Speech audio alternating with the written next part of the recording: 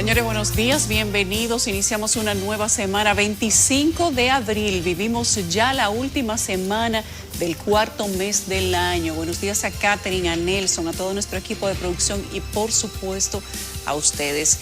Dice una señora que trabaja conmigo, el año va que chifla.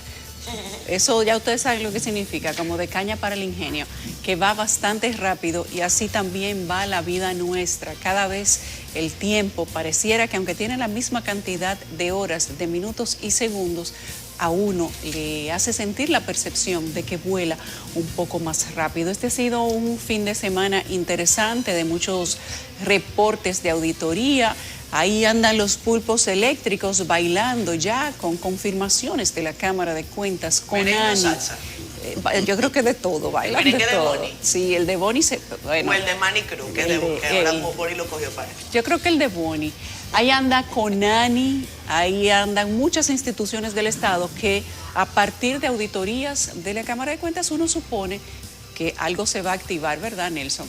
Me ha llamado la atención y se lo comentaba a mis compañeros en el fin de semana, cómo se llevaban al reggaetonero Rochi con casco, chaleco antibala, súper protegido, un contingente supernumerario, mientras que a los Discovery, a los otros, a los chiperos, a los supuestos narcos, se lo llevaban hasta en chancleta. Y me acordé de Nelson y de su reflexión respecto de que necesitamos, parece, más chaleco antibala, y yo voy a pensar que es hasta ahí. Y también necesitamos hacer una reflexión sobre la importancia de continuar con la Feria del Libro, sobre de si hemos mejorado o si hemos empeorado la calidad de la Feria del Libro y del trabajo que hay que hacer durante todo el año para motivar la lectura en nuestra sociedad, en nuestros niños, en nuestros adolescentes, en nuestros adultos, y que no sea simplemente una actividad de una vez al año, sino que ese gasto tal vez podría ser menos y que se trabaje más con las escuelas y más con las familias. Bueno, buenos días, Yulisa, buenos días a Nelson. Suscribo, compañera. La Feria del Libro, que yo siento que no termina de arrancar, es una tremenda pena.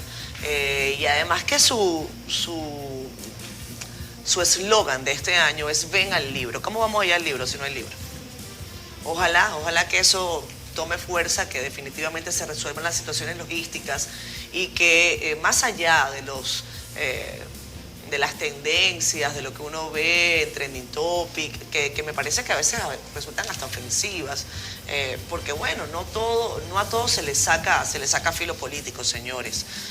Yo creo que vale la pena que se haga que hagamos votos para que la Feria del Libro retome el camino. Emmanuel Macron, señores, es presidente de Francia por 5 años más. Sin embargo, hay que ver también el crecimiento que ha tenido, y lo digo porque, bueno, evidentemente la celebración de los que le votaron, el pueblo francés, con todo y la marsellesa ahí al pie de la Torre Eiffel, pero hay que advertir el crecimiento de los grupos de extrema derecha y de extrema izquierda en Europa. Y vale la pena preguntarse por qué cada vez que hay una elección, por ejemplo en Francia, es como que la Unión Europea se tambalea. A veces uno siente que ese proyecto, que resulta más una unión de índole económica, que no así necesariamente una unión en materia social, en materia de esfuerzo colectivo, pues se traduce en un tembleque cada vez que hay un evento electoral, sobre todo de los países con mayor influencia, tal y como es el caso de Francia. 25 de abril, Nelson, ¿cómo estás? ¿Qué trae la historia el día de hoy? Porque tú eres la voz de nuestra conciencia. ¿Ah? Tú eres la voz de nuestra conciencia. Buenos días. Bueno, la historia dice que Nuestra Señora del Manejo. Mire, bueno, sí, la derecha avanzó mucho en Francia porque en el 17 Macron sacó 66 y Le Pen 33. Ajá. Y ahora Le Pen subió a 42. Por eso es que lo estoy diciendo, o sea, son 10 puntos. Dice que Le Pen que fue derrotada y que le hicieron una musaraña rara, como aquí. Ese es el porcentaje más alto que ha sacado lo que ellos le dicen ultraderecha, porque ahora Macron es derecha y Le Pen ultraderecha, sí, en campaña. La extrema derecha. Pongan atención a eso, señores. Llegué hoy con un sol grandote. Ustedes no... Como una torta. Pasaron inadvertidos, como una torta grandote ese sol. primavera, ahora el día, la claridad dura como 12 horas. Exactamente. Ay, la primavera. Pero esta mañana no eran las 7 y ya habían 26 grados. Así que la cosa empieza a calentarse, se pone bueno. Bueno, el fin de semana próximo es largo, señores. Se lo digo temprano para que hagan sus planes. O sea, ¿Pero eso como para quién? el domingo 1 de mayo es feriado. Ajá. ¿Y entonces lunes? pasaron el feriado para el lunes. O sea, como que no tiene lógica. Eso está chulísimo. Pero, Eso está chulísimo. O sea, honrar el trabajo sin trabajar. Sí. Sí. No tiene lógica, pero está chulísimo. no tiene lógica porque cae día de domingo. fiesta. Debiera ser que se lo paguen a los trabajadores, ¿verdad? Y Si que lo problema es trabajen el ese. domingo. Y que trabajen su domingo. O su lunes. O que trabajen su lunes y se lo pagan, porque el asunto es eso. Pero lo digo para los que les gustan hacer Puente.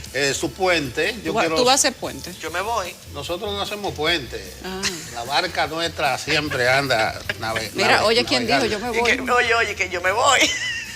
Hay una voz en off aquí. Yo quiero, Sí, eso no fuiste tú. Pero yo no me voy por el puente, pero va a coincidir. antes de ir al contenido, yo quiero saludar a los ediles, a los regidores del país. Ayer era día de los ayuntamientos y ayer se cumplió la regla de oro casi totalmente. No hubo ningún inconveniente. Eso demuestra que los partidos pueden ponerse de acuerdo, llegar a acuerdos e incluso reconocer estos 2 años de los ayuntamientos. Ustedes recuerdan que las elecciones municipales fueron el 15 de marzo y ellos asumieron el 24 de abril. Sí. O sea, 1 mes y 9 días después, en medio de una pandemia durísima y una crisis. Hay que reconocerle eso a los cabildos y ser un poquito condescendiente.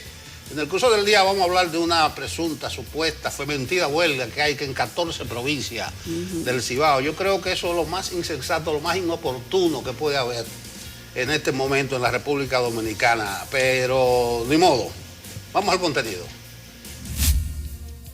Militarizado y bajo una tensa calma amanece el Cibao tras el llamado a huelga por reivindicaciones y proyectos al gobierno.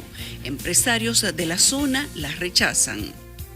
2 personas desaparecen cada semana según reporte de investigación del periódico El Caribe. Más muertes a manos de la Policía Nacional en hechos no esclarecidos. Un joven se debate entre la vida y la muerte tras resultar herido durante las movilizaciones en San Francisco de Macorís. Legítima defensa u homicidio involuntario sería la tipificación del asesinato contra un nacional chino a mano de una empleada dominicana, según juristas. Imponen 3 meses de prisión preventiva contra Ricardo Leonor Báez, acusado de asesinar a la madre de la chef Raquelita. Tras denuncias sobre centros de salud privados que se niegan a aceptar pacientes sin depositar primero una cantidad de dinero, debatimos con especialistas sobre el tema. Y el doctor Gastón Gavín nos habla de incidencia de diabetes y obesidad en la República Dominicana. Pasamos portada de cdn.com.do y el periódico El Caribe con nuestra compañera Susan Castaños, que está lista desde las 6. Está Susan ahí, tranquila, estoica y bonita. Susan, buenos días. Muchas gracias para ti, buenos días para Catherine, Don Nelson y por supuesto para todos nuestros amigos y amigas de Despierta con CDN. Conozcamos inmediato cómo arranca la semana en materia informativa desde la portada del periódico de casa El Caribe este lunes 25 de abril. Iniciamos este vistazo con los trabajos en el metro y el teleférico de Santo Domingo, específicamente en los Alcarrizos, que de acuerdo al cronograma del gobierno avanzan dentro de lo establecido. Y es que el presidente de la República, Luis Abinader, estuvo supervisando la construcción durante ayer domingo. Otra información que podrá encontrar en nuestro periódico El Caribe es un análisis que arropa que en 30 años la República Dominicana ha enfrentado 4 crisis económicas. Escuche bien, de acuerdo a los gobernantes, solo Luis Abinader y Leonel Fernández en 2004 han asumido sus gestiones en medio de crisis económicas. En otra información, el gobernador del Banco Central participa en reuniones de primavera del Fondo Monetario Internacional y es que Héctor Valdés Albizu en su intervención resaltó el desempeño de la economía dominicana, la cual dijo se ha recuperado más rápido de lo previsto. Continuamos con el Caribe y esta noticia de Cristian Alba, que debutó en Grandes Ligas y demostró que Cibao FC manda en la Liga Dominicana de Fútbol. Esta información la podemos encontrar en la contraportada del periódico El Caribe y es que el uruguayo marcó el gol del triunfo en su primer partido de la escuadra naranja, que ahora suma 14 puntos tras 6 jornadas del campeonato. Continuamos este recorrido con nuestro portal digital www.cdn.com.do, donde usted podrá informarse de las noticias más importantes, agradecidas en el país y el mundo, como esa que vemos en pantalla, de la Cámara de Cuentas específicamente, que efectuó una auditoría al Consejo Nacional para la Niñez y Adolescencia, CONANI, y las presuntas anomalías detectadas por el órgano investigativo que ascienden a más de 347 millones de pesos.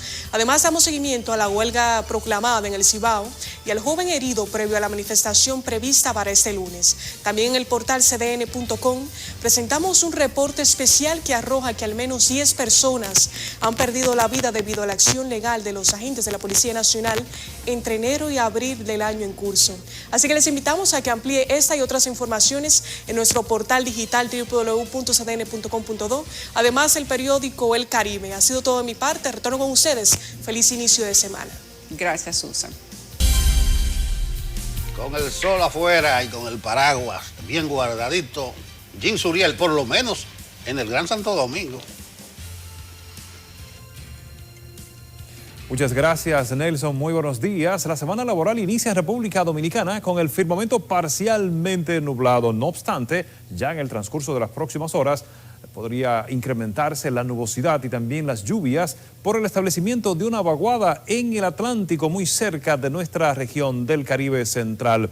Es por esto que la nubosidad estará incrementándose especialmente hacia la mitad norte del país, principalmente hacia la cordillera central, la región del Cibao, la zona fronteriza noroeste y también hacia el noreste, donde podrían desarrollarse esta tarde y esta noche precipitaciones entre moderadas y fuertes. Mientras tanto, hacia el sureste se esperan algunos chubascos, especialmente esta tarde, también esta noche. La vaguada permanecerá durante varios días, incidiendo en nuestra región y aportando estos periodos lluviosos en las tardes y en las noches. Así también las temperaturas van a tornarse más cálidas en los próximos días. Esto debido a que sigue avanzando la primavera en nuestra región y a que el sol está incidiendo directamente en el territorio nacional, calentando el ambiente y también incrementando esta sensación térmica en casi todo el territorio nacional. Estas han sido las informaciones del tiempo. Muchas gracias, Jim Suriel. Bueno, queremos saludar a la audiencia como siempre en Facebook Live. Qué bueno que estén con nosotros. Tómense su cafecito, cafecito, tecito, chocolatico caliente, aunque ya la temperatura, como les decimos, y nuestro compañero Jim Suriel así lo suscribe, va subiendo en ascenso. Está Mel Argüello por ahí. Buenos días, Mel. Espero que no te hayas ido. Ay, tengo que darle gracias a Mel. Sí. Me entregaron un encargo. Mel, me lo dieron el viernes. Bueno, Muchas tenemos gracias. un almuerzo pendiente ahí con Mel. Muchas gracias. Buenos días desde Brooklyn, Nueva York. Está con nosotros Ramón Vázquez. Dice Juan Carlos Gómez, feliz que ganó mi presidente Emmanuel Macron. Es cierto, Juan Carlos vive por París. No es que él tiene síndrome de nada, porque hay gente que dice, ay, ahora que hay gente que le encanta Macron. Señores, no, lo que pasa es que en el caso de Juan Carlos, él vive allá. Saludos, Juan Carlos, Hay un abrazo. gente que le encanta Macron desde hace mucho. Sí. Héctor Hernández. No, lo que pasa es que a veces uno ve aquí en Dominicana, por ejemplo, cuando estaba Trump, mi presidente el síndrome Trump, de ¿usted vive aquí? Guacanagarix. Ese es el síndrome de Guacanagarix. Ese síndrome, exacto. No hay necesidad de eso. El Ayolo Rodríguez está con nosotros, dice, buenos días. En el Cibao hay huelga. ¿Qué se mueve con eso? Le vamos a mostrar ahora algunas imágenes y tenemos un par de análisis, también contacto con nuestros compañeros en San Francisco de Macorís, periodistas que están en el terreno para que nos den el parte objetivo de qué es lo que está ocurriendo, más allá de las apreciaciones. Tony Disla dice, buenos días. Dicen que no está en el guión hoy. Sí está en nuestro guión hoy, la huelga del Cibao. Tony, Berkis Pichardo, bendiciones desde Chile. También Héctor Franco. Dice, nuestro país es un eterno drama marcado por crisis que se suceden una a la otra, donde los aliados de ayer hoy son enemigos irreconciliables. Dios nos ilumine. Estás lúcido hoy. Sí. Lúcido, lucidísimo, Héctor. Un abrazo. Luis Manuel Polanco con nosotros. Delio Samuel Marmolejos también, José Santana desde Santiago y desde la ciudad de Panamá. Estamos así de internacionales hoy, queridos compañeros. Nos saluda Carlos Abreu. Tenemos periodista por un minuto, una denuncia que nos llega desde Santo Domingo Oeste en la avenida Iberoamericana. Nuestra señora Dominga Mateo hace un llamado al alcalde Manuel Jiménez. ¿Para qué? Adivinen, flaco, ¿para qué? Para recoger basura. Para recoger basura. Adelante, Dominga Mateo.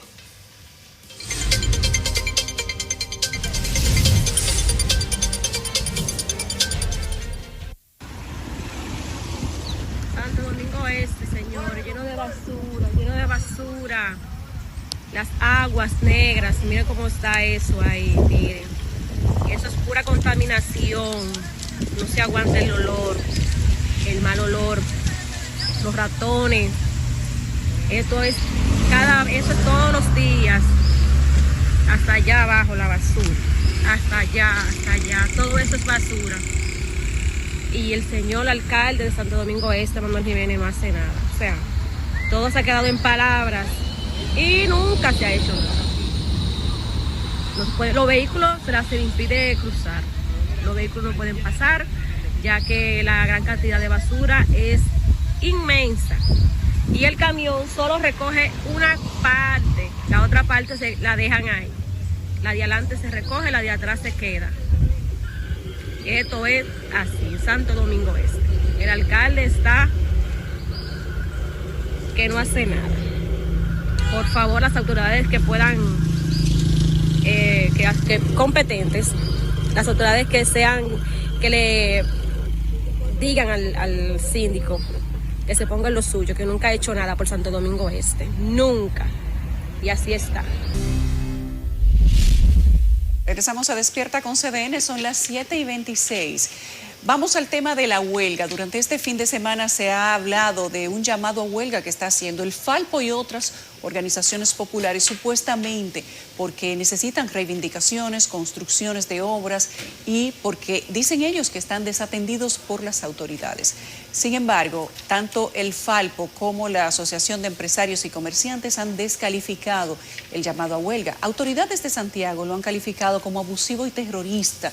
Este llamado de 24 horas en el Cibao en medio del intento de recuperación de la economía tras 2 años de la pandemia por el COVID-19.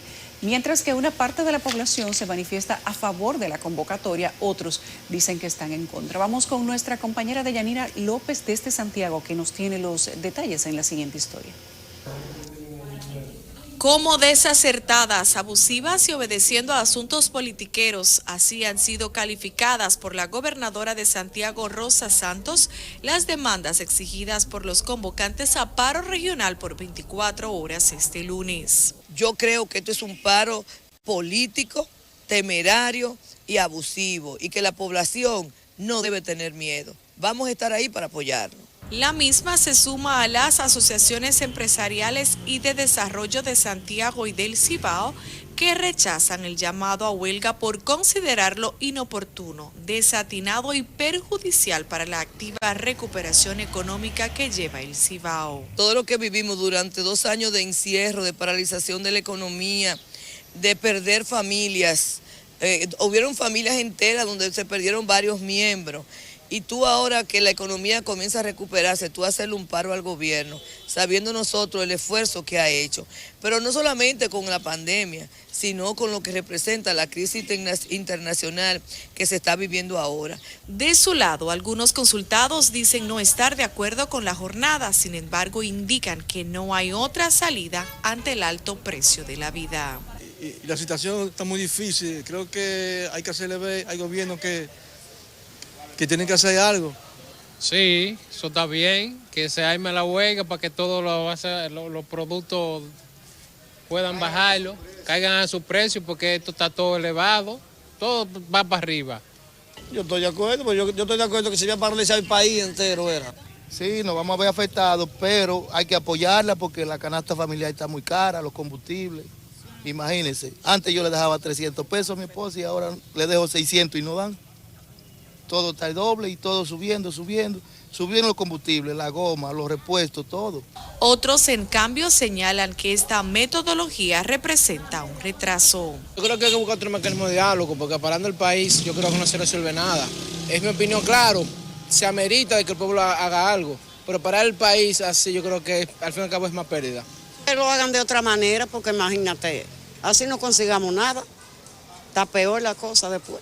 Recordamos que no surtió efecto el diálogo convocado por el gobierno con representantes de la coalición de grupos populares, quienes, en demanda de múltiples reivindicaciones, ratificaron el paro este lunes 25 de abril en las 14 provincias del Cibao. Desde Santiago, Deyanira López, CDN.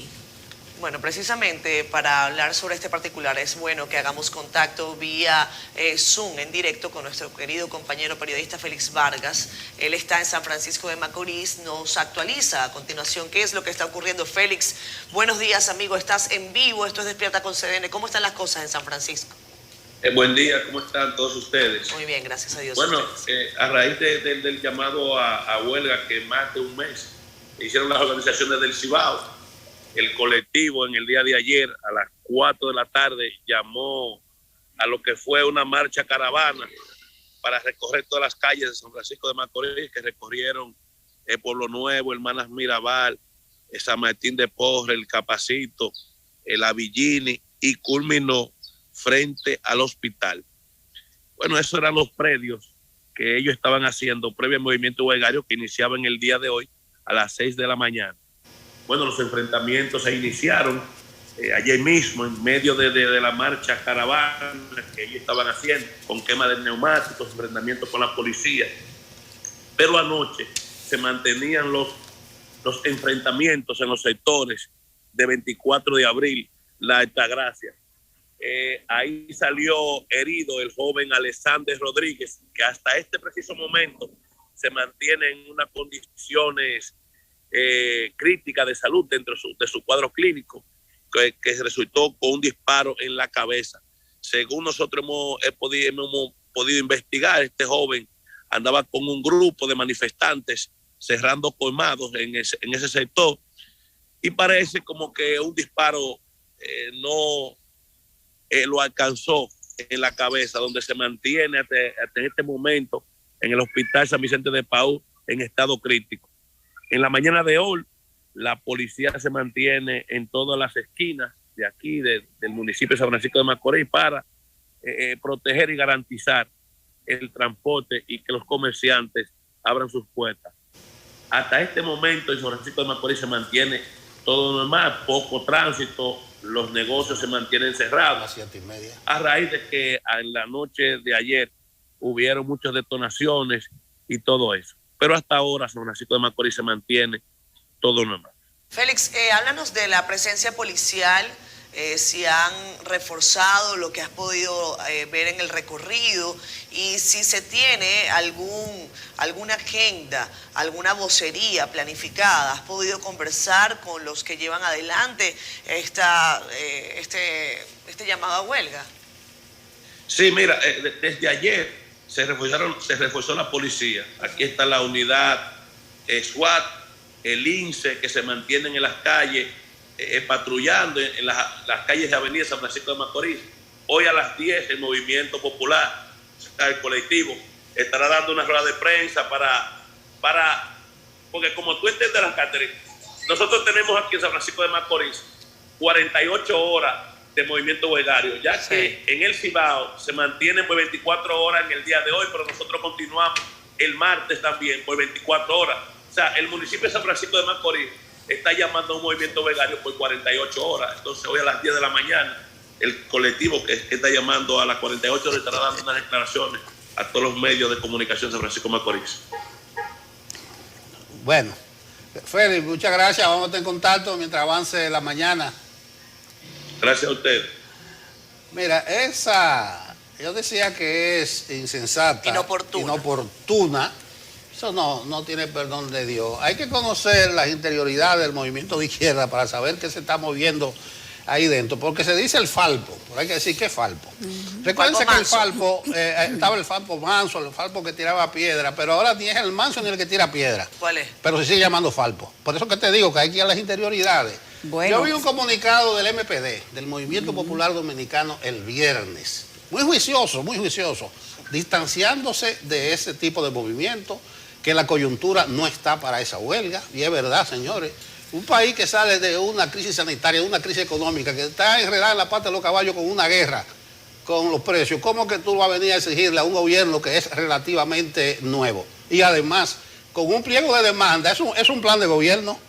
Sí, pero ¿cuántos jefes que tiene el Falpo? Porque vi que Gabriel Sánchez había enviado un comunicado de que ellos no apoyaban el paro. Sí, pero Gabriel Sánchez está en el gobierno. Gabriel Sánchez, ¿Qué que Gabriel era Sánchez está en el supuestamente jefe del Falpo, bueno, él y Pero dos mira, más no consiguieron existe puestos en ya el gobierno. el Falpo del Frente Amplio, ¿eh? El de Fidel No, Santana. eso no existe. Ahora se llama Movimiento Más que si yo qué, del señor embajador Fidel Santana.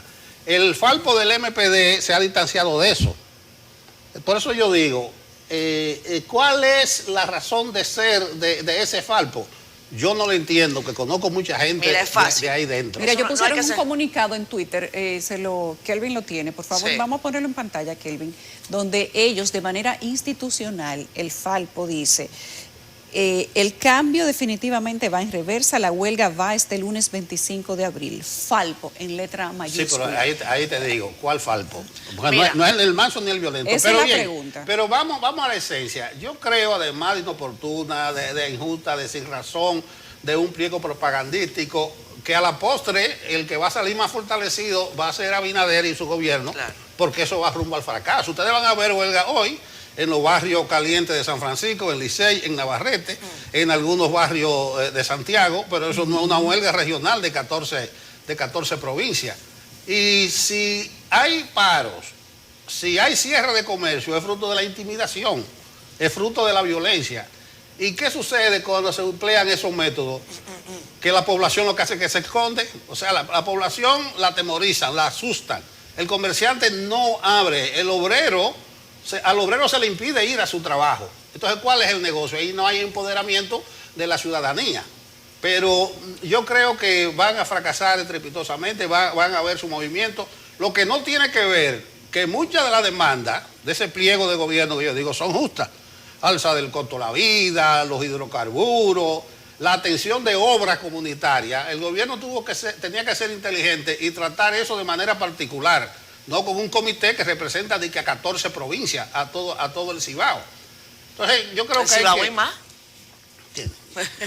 Sí, Mira. no, eso es una locura. Oye, un galloloquismo, lo digo yo por aquí. Ahí es fácil, ¿eh? Cuando uno trata de buscar de dónde, o sea, cuál es el origen, tal y como dicen mis compañeros, si es el Falpo, quiénes son los sectores que están llamando. Uno, primero, como comunicador, como periodista, uno siempre va a estar atento a los llamados, a las protestas de la gente. Porque bueno, para eso, esa es parte de nuestras funciones. Es parte de nuestra función acompañar y darle espacio en la agenda de nuestros medios de comunicación a la protesta ciudadana, porque evidentemente eso es una de las cosas que nos consolida como medio de comunicación y como periodista. Ahora, hay otra cosa con la que jamás vamos a estar de acuerdo, que es con los abusos policiales. Sin embargo, cuando uno ve en varias cuentas de redes sociales de personas que están promoviendo esto, inmediatamente uno también se consigue, no solamente con que evidentemente hay un llamado a la protesta, ¿no? Entonces dicen, decenas de barrios y la zona céntrica de San Francisco inicia movilización popular como preámbulo del llamado a huelga. Eso lo dice el Falpo. Lo retuitea gente, vean ustedes, como un sujeto que yo estoy leyendo acá, desde hace un par de días le vengo haciendo como el seguimiento, y que entre otras cosas retuitea a cuentas de partidos políticos. Entonces uno dice, algo no huele bien en Dinamarca.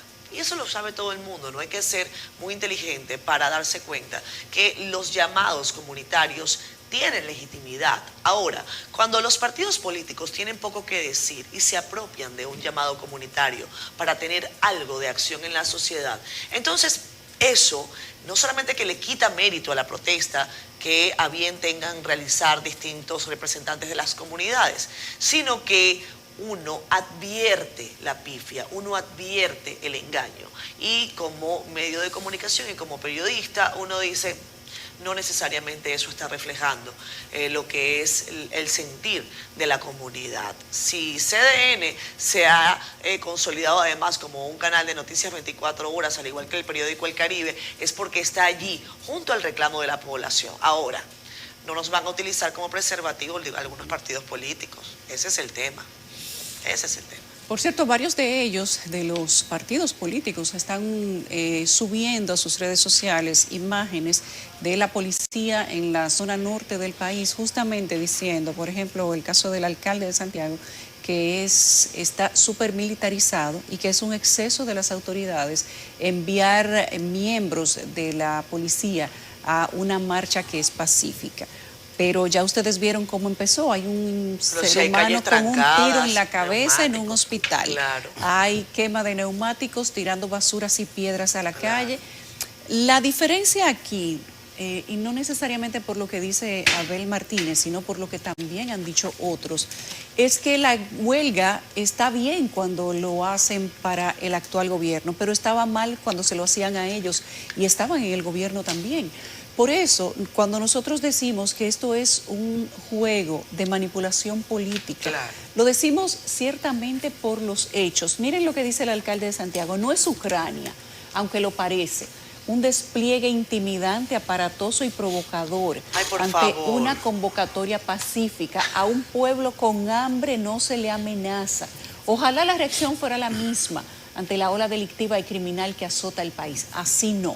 Eso dice Abel. Pero búsquense las imágenes de cuando el Falpo manifestaba y el PLD era gobierno, señores, es exactamente lo mismo. Es igual, eran los mismos llamados con personas las mismas y otras que en aquel momento también se salían de las organizaciones populares para ir al gobierno, como han hecho ahora también con los dos que se salieron del Falpo para formar un movimiento independiente e irse a posiciones del gobierno actual también.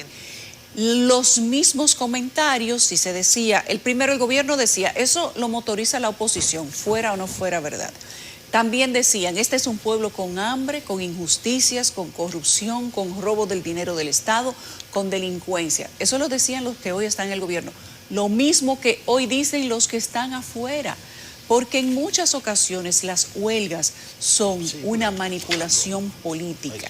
Ahora, si la gente va a hacer una huelga para pedir reivindicaciones que están en lista, que son reales, hay que dejar que la gente haga su huelga, porque eso es un derecho constitucional, la protesta, siempre y cuando no haya violencia. Pero la huelga empezó con violencia, hay una persona en el hospital con un tiro en la cabeza. Nada más. Nada más y nada menos, para comenzar por ahí. Bueno, mientras mantenemos atención allá en San Francisco de Macorís con nuestro compañero Félix Vargas y en otras provincias del Cibao, vamos a hablar sobre este tema. Algunos juristas coinciden en que el caso de una empleada de una ferretería que mató de una puñalada a su jefe, quien previamente la había agredido, se puede aplicar legítima defensa u homicidio involuntario. Neudis Martínez nos amplía, vaya cosa. Captado en cámara de seguridad quedó el momento cuando el ciudadano de origen chino Jay Lit agredió a la cajera de la ferretería con un objeto. Es por esto que abogados manifiestan que el Código Penal establece la legítima defensa y que el video se observa que la joven Frangelis María Furcal, de 30 años, actuó bajo necesidad. El homicidio, las heridas, los golpes son excusables cuando precedan inmediatamente una provocación, amenazas o violencia. Entendemos nosotros que aquí hubo dos factores, o hubo una provocación y hubo violencia de parte del chino. Se encaja dentro de lo que establece el artículo 321 y 329 del Código Penal Dominicano, que establece el homicidio involuntario y la excusa legal.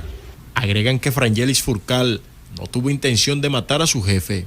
Es muy probable de que ella se haya sentido amenazada y que fue por eso que le lanzó la estocada. Según las informaciones que maneja el abogado David Brains, la cajera de la ferretería era constantemente maltratada por su empleador. Verbalmente como físicamente. Y cuando observamos el video que trajo como consecuencia la trágica situación en la que perdió la vida el ciudadano chino, nos damos cuenta que parece que era habitual por el comportamiento que se ve en el video. La Policía Nacional activó la búsqueda de la joven, mientras que este sábado la uniformada detuvo a su padre para que ésta se entregue a las autoridades. Neudis Martínez, CDN. Miren, solamente nosotros tenemos que decir algo sobre eso. Es una vieja práctica retener familiares de buscados por la policía para obligarlos a que se entreguen. Personas que no presenciaron el crimen ni el delito y que no participaron en el crimen ni el delito. Es más, que no tienen la menor idea de cómo se ejecutó el crimen o el delito. Pero la Policía Nacional, de quien de forma lamentable, y no crean que nos gusta, muchas veces uno tiene que repetirle lo mismo y lo mismo. Retiene familiares de imputados para obligar a estos a que se intercambien por el familiar que le tienen retenido.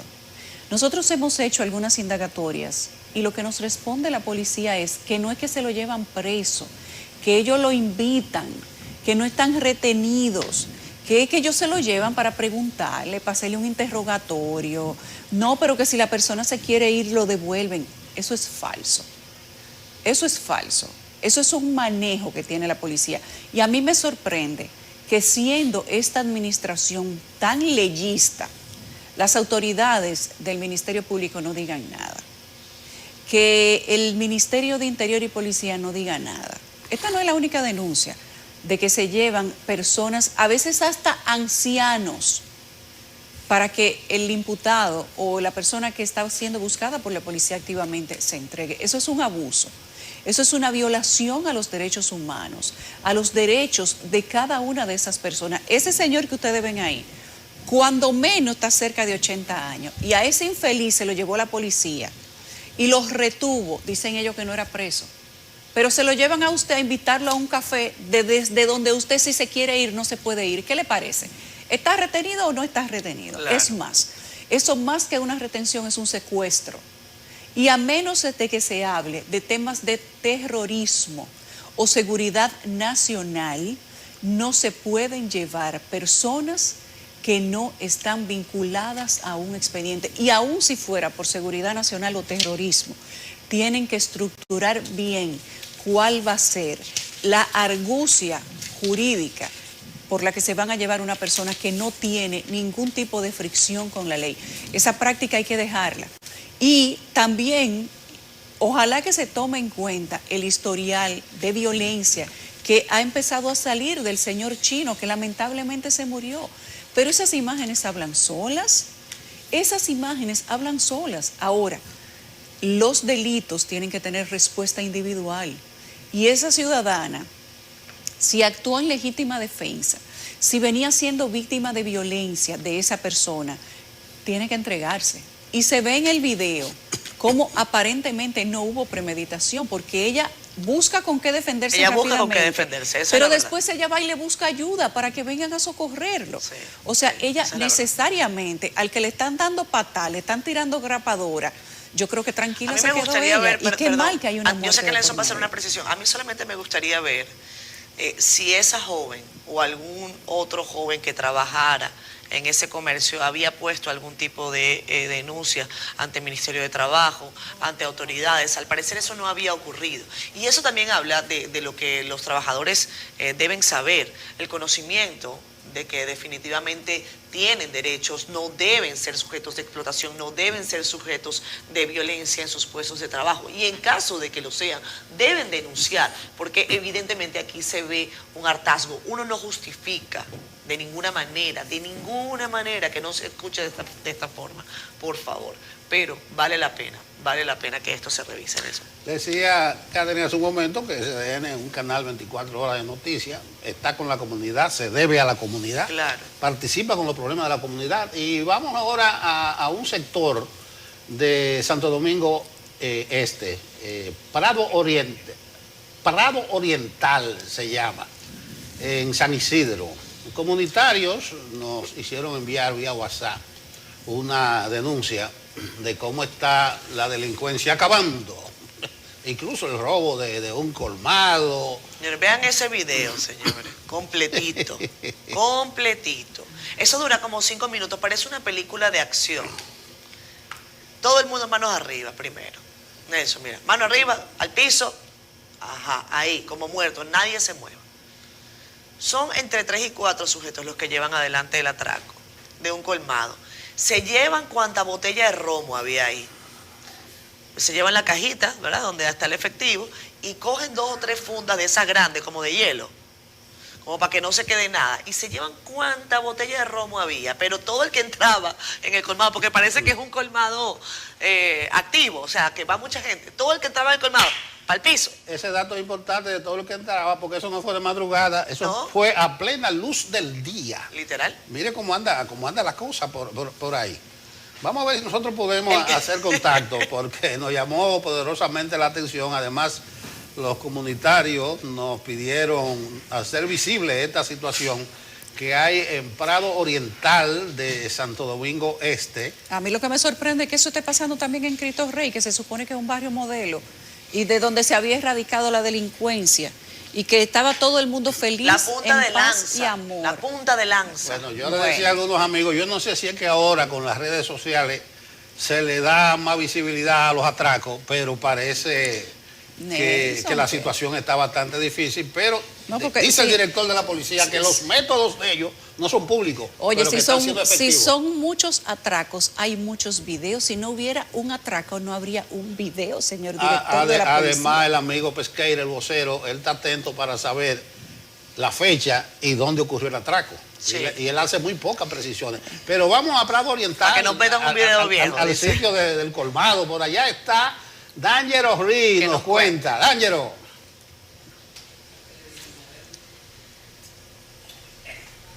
Muy buenos días, muchísimas gracias a ustedes allá en el estudio y a todos nuestros amigos televidentes de su programa Despierta con CDN. Desde aquí el sector Prado Oriental en la autopista de San Isidro en Santo Domingo Este, donde se ha desatado una feroz ola de atracos y robos a mano armada por parte de individuos que se trasladan aquí desde otros sectores aledaños a esta zona, poniendo completamente en estado de desasosiego a todas estas personas que residen o que laboran por aquí en estos alrededores. Primero vamos a conversar con algunas de las personas que han sido afectadas, que de alguna manera han sido víctimas de estos atracadores. El señor, usted me contaba de algo, ¿cuál es el tema con los colmados? ¿Cuál es la situación? Yo soy Francisco Rodríguez, yo soy presidente de una de las juntas de vecinos que están en el sector. Primero quiero agradecer a CDN esta colaboración valiosa frente al problema que nosotros tenemos en la actualidad, que es cíclico, porque no vamos a decir que es permanente. Le hemos dado parte a la policía, pero la policía ha aprendido a convivir con el problema, a verlo normal. ¿En qué sentido? ¿Cómo así convivir? Bueno, porque los policías vienen a la zona, se plantan en un sitio y no recorren el sector. Y yo entiendo que en una acción de prevención, la policía tiene que moverse por los lugares más críticos, que es donde menos personas hay. Hay determinadas horas en que hay que hacer apresamientos, no importa lo que diga la gente. Hay personas que tienen que justificar a determinadas horas qué hacen en la calle. Y si no lo hacen, vamos a detenerlo para que aclare su situación en el destacamento. Este colmado aquí, que Caché 1 ha sido víctima de esos asaltos. Claro, y sus delivery han sido atacados. ¿Ustedes los delivery también? Sí. Me atracaron, me atracaron mi compañero. Y a veces cuando hizo atraco, se viene a recoger los haitianos, los policías, y haciendo abuso. Lo que sea, los haitianos no participan en ese atraco, pero cuando hay ese atraco, vienen a recoger los haitianos. Dime lo que tú me explicabas de las personas que venden fritura en la esquina, que también le roban aceite y la comida y todo. Pues esta mañana ella venía a freír de a las 6 de la mañana. Los tigres los quitan jamoneta, el aceite y las otras cosas, y lo voltearon en suero, y arrendó la pistola. O sea que es una acción también abusiva la que cometen. Pero también están con nosotros los motoconchos de esta área, quienes han sido víctimas también de estos atracadores. ¿Algunos de ustedes, cuál es la situación con ustedes? ¿Que los atracan, le quitan el motor? ¿Qué es lo que pasa? De noche ellos vienen, se te montan como que son pasajeros. A él va a quitarle el motor, hasta un tiro le dieron una pierna. Él le puede decir cómo fue el caso de él. ¿Pero que le quitan el motor? El motor se lo quitaron, pero lo consiguieron porque le apagan el GPS y pudieron conseguir el motor, pero los tigres no han dado con ellos todavía. Ellos vienen de noche, armando armadas, se te montan y te encañonan, te quitan los motores. Ya.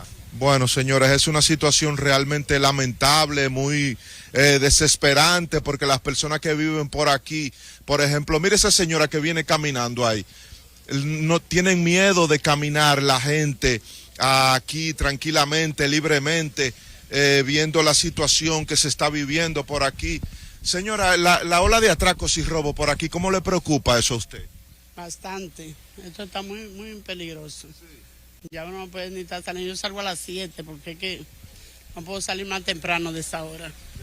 Bueno, señores, el llamado es para las autoridades, la Policía Nacional, para que de alguna manera presten mayor atención a este problema y manden patrullaje, manden agentes aquí a patrullar para que pueda brindarle algún tipo de seguridad a las personas residentes de este sector del Prado Oriental en San Isidro de Santo Domingo Este. Con esta información, de esta manera yo regreso con ustedes al estudio, muchachos. Muchas gracias, Daniel. Bueno, una descripción amplia de distintos sectores. No, Nelson, pero además, si ustedes ven el video, pareciera que los atracadores van a montar un colmado aparte. Un negocio.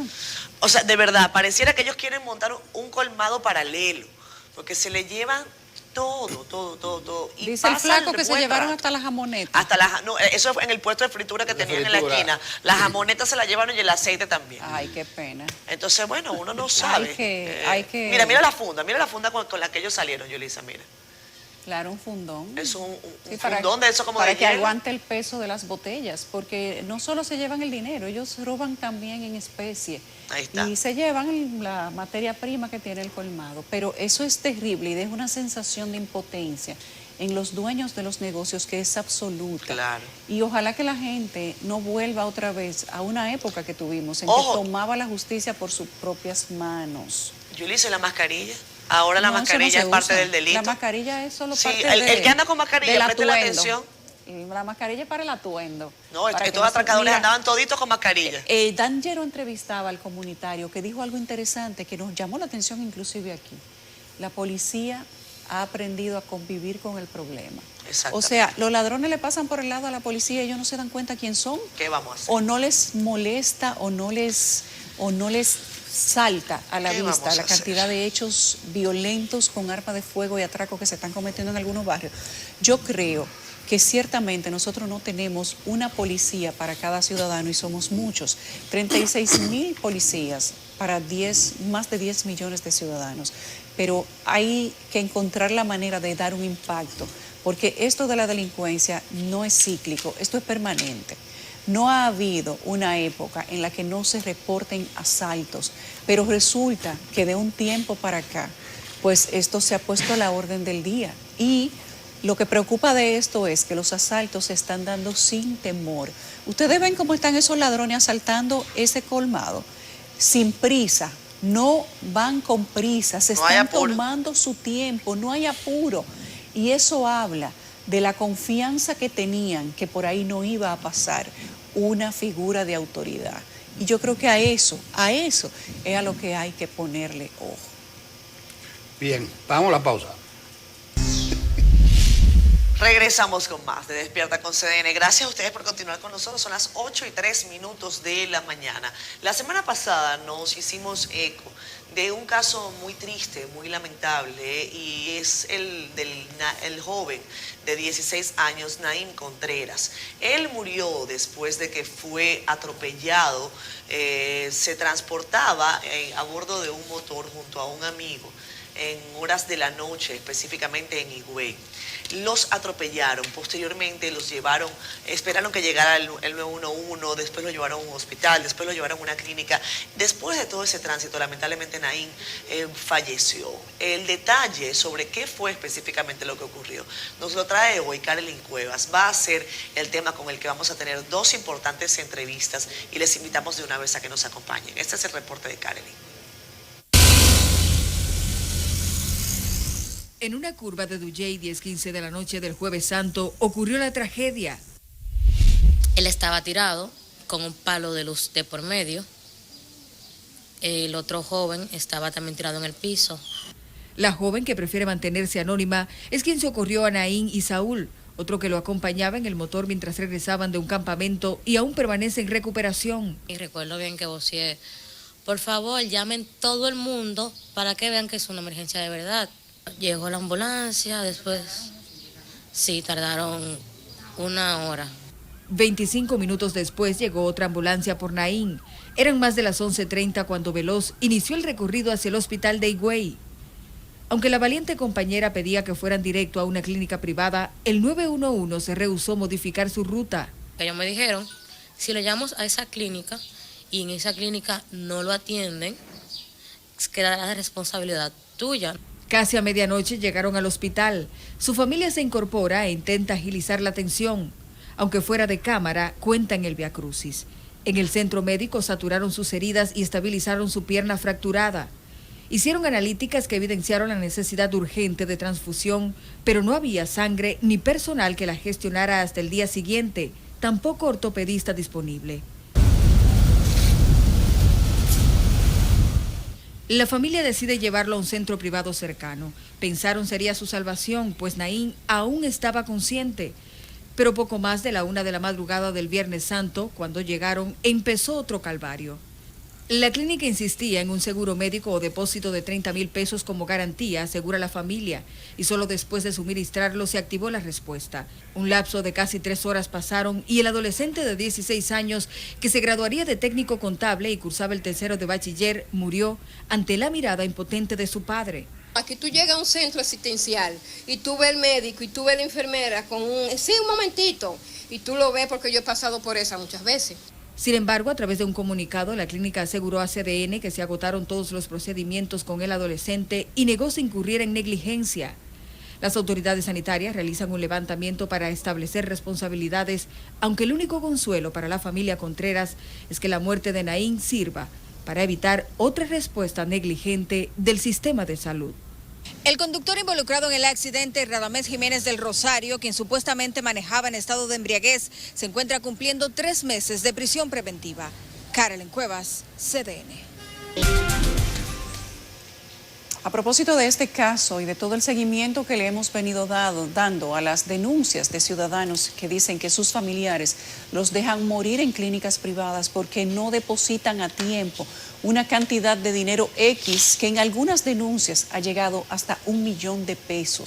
Dando seguimiento a esto, hemos invitado a Agustín Burgos, quien es diputado y presidente de la Comisión Permanente de Seguridad Social de la Cámara de Diputados, desde el estudio de Santiago. También tenemos al doctor Sergio Blasco, quien es gerente general del Hospital Metropolitano de Santiago, HOMS, vía Zoom.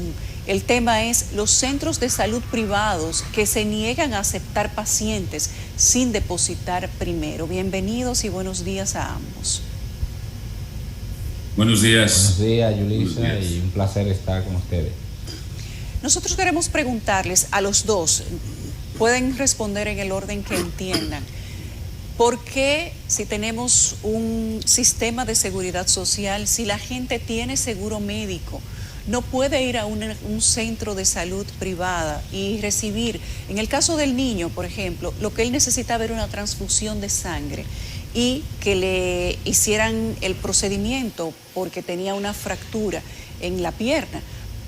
¿Qué había de complicado en ese proceso que no podía prestársele la atención cuando, según dice la misma familia, el niño tenía seguro médico, pero antes de eso tenía que depositar un fondo en efectivo de 30,000 pesos? ¿Cuál es la situación detrás de toda la realidad que se ve aparentemente muy cruda?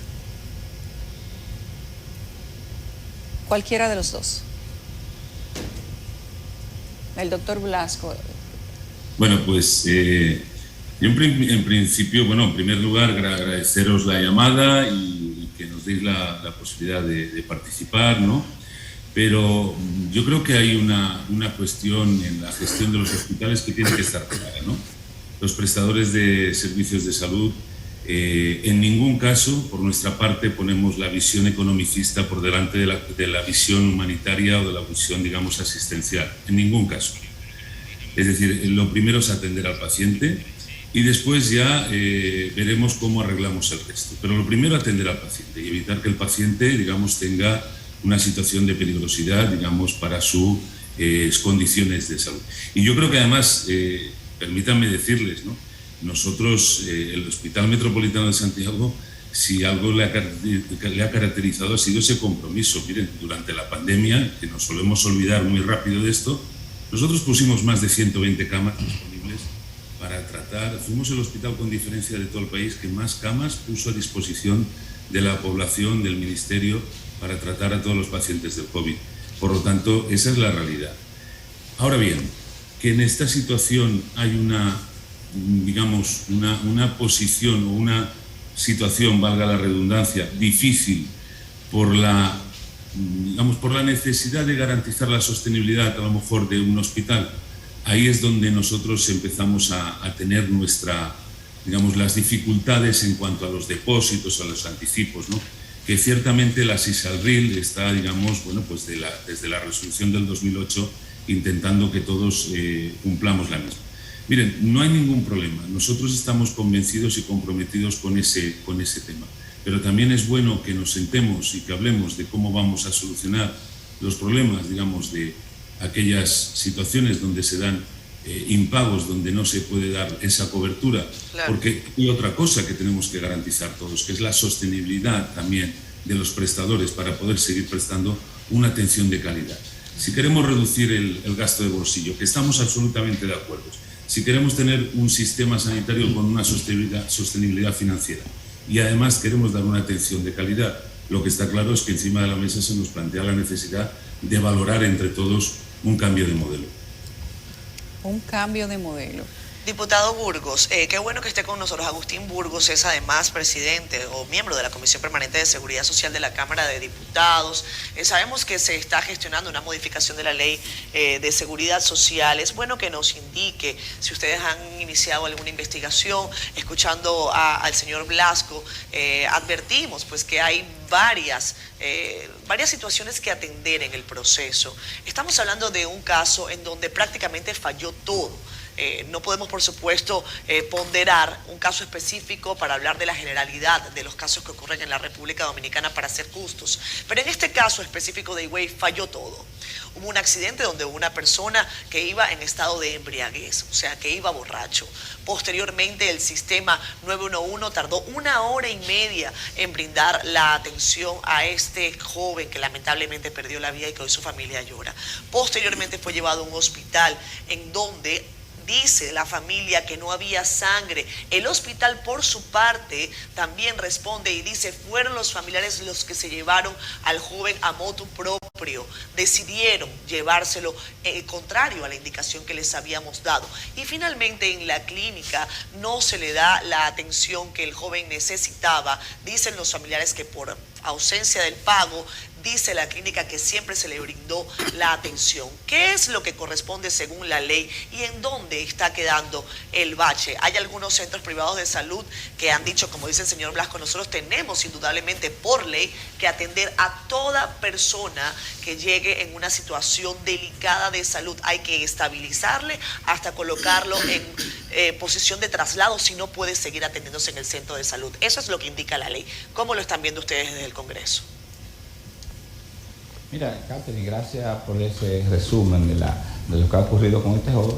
Y realmente es una muerte más del sistema, lamentablemente, del sistema de salud que todavía no está coordinado en lo que tiene que ver con las atenciones a la emergencia. Pero con la legislación actual garantiza la atención a las emergencias y lo establece el Reglamento General de Hospitales perfectamente en su artículo 30, donde establece claramente que cualquier persona que tenga un accidente, donde tenga su vida en riesgo, un infarto, un accidente, cualquier emergencia, tiene que ser atendido en cualquier centro de salud, no obstante sea público o privado. ¿Qué es lo que ocurre? Lamentablemente, y tenemos que decirlo así, en muchos centros de salud privados requieren el depósito y muchas veces requieren primero la identificación del paciente, si es asegurado o no es asegurado, quién se hace responsable. Eso es una frase utilizada con mucha frecuencia en las emergencias, eso no lo podemos negar. Que les hable el médico, y el médico que he estado antes de ser legislador en ejercicio tanto público como privado, y eso es una pregunta que se hace frecuentemente en centros de salud privados, violando totalmente lo que establece primero el código de ética, la responsabilidad individual del médico y lo que establece la misma Constitución de la República en su artículo 37, que le da la garantía de la vida al ciudadano, que tiene que respetarse la vida desde el nacimiento hasta la muerte. La misma Constitución, otros artículos también establece la calidad de la atención. La Ley General de Salud también establece las atenciones gratuitas, si fuese necesario, en cualquier centro de salud, no importa si sea público o privado. En ese sentido, esto es más de lo del rebote que se hizo famoso con la lamentable muerte de Camaño en aquella ocasión en la área este.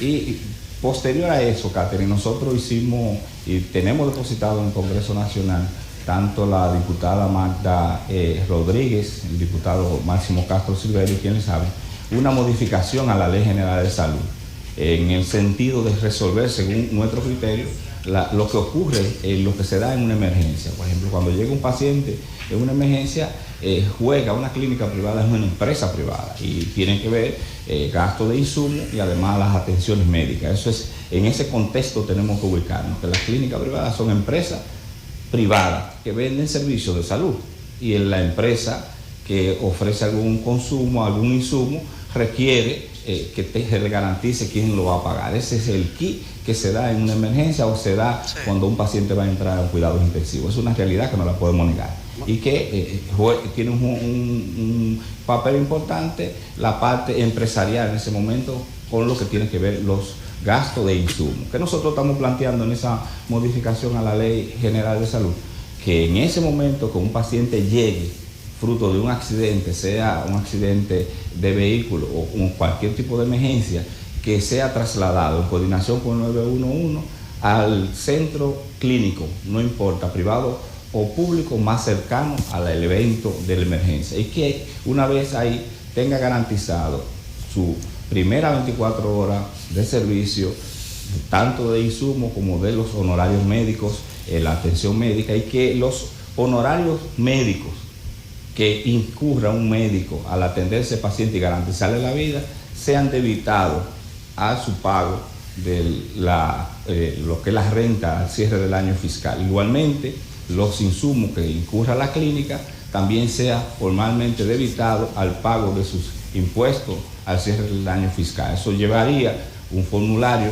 de la Dirección General de Impuestos Internos donde se pueda establecer qué se le aplicó a ese paciente, qué gasto incurrió y cuáles honorarios médicos son los establecidos de acuerdo a lo que establece el mercado de la seguridad social en lo que es los honorarios médicos. Y eso sea debitado cada año tanto al médico en su pago de la renta como al centro clínico privado. Eso va a garantizar que no haya un temor de que usted vaya a perder los insumos que incurre la clínica, porque hay una regla y hay un reglamento, una normativa no establecida por escrito, de que el médico que está en emergencia ahí va a atender a un paciente, también tiene la disyuntiva si atiende plenamente al paciente con todos los insumos requeridos, sin importar quién va a pagar, pero también ese médico de la emergencia es un empleado de esa clínica privada, que también tiene sus reglas y tendrá que ser llamado a capítulo si tampoco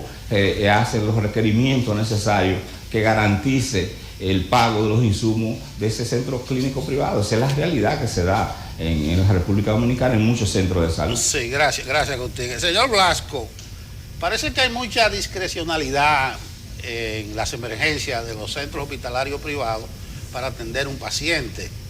Antes se decía, hay que estabilizarlo de manera obligatoria. Ahora oigo hablar que dependiendo del tipo de lesión, de la envergadura, habría que atenderlo. Se necesitaría un reglamento mucho más claro. ¿Qué usted podría sugerir para tratar de salvar un poco estas enojosas situaciones que se dan? No, yo creo que hay una cuestión.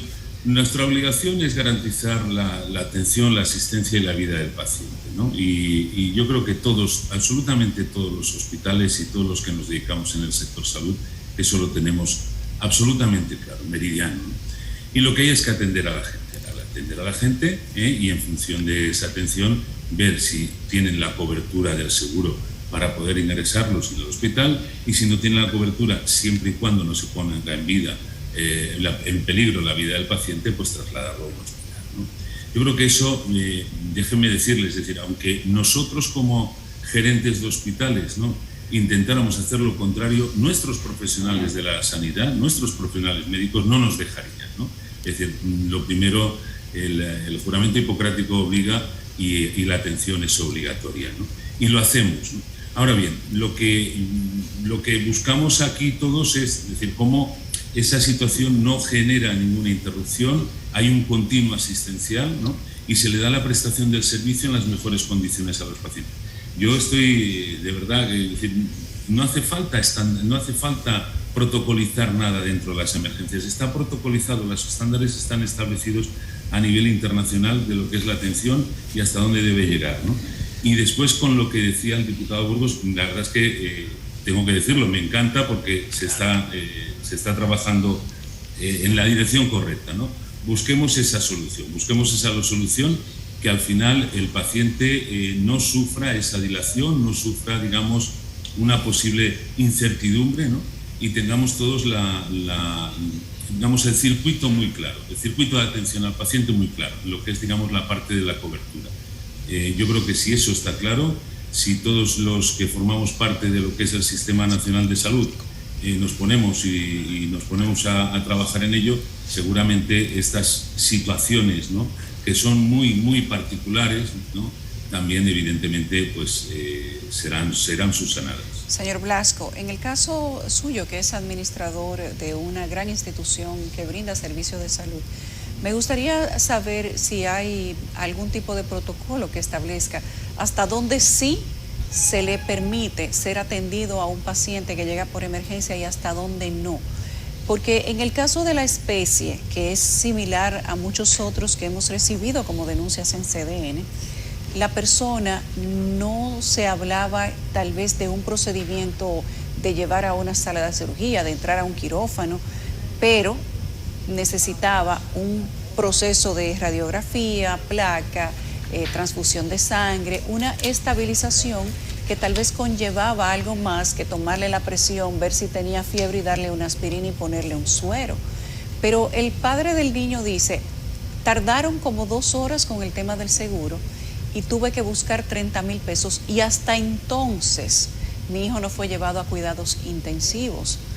Quiero saber si es que hay límites en cuanto a la capacidad de servicios que le permite el centro hospitalario privado a los pacientes o a los clientes de salud, dependiendo del tiempo que se tomen en verificar su sistema de seguro, su póliza de seguro, porque de ahí es donde se establece la diferencia.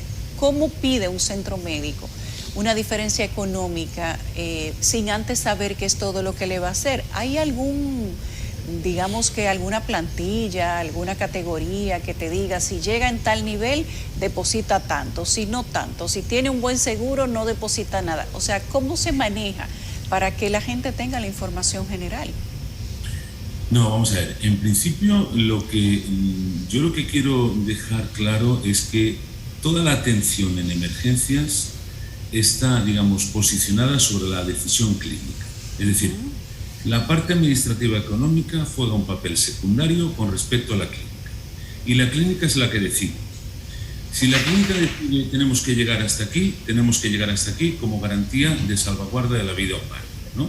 Es decir, y ahí la parte administrativa o gerencial está, como les he dicho, en segundo plano, ¿eh? Es decir, nosotros eso lo tenemos absolutamente claro.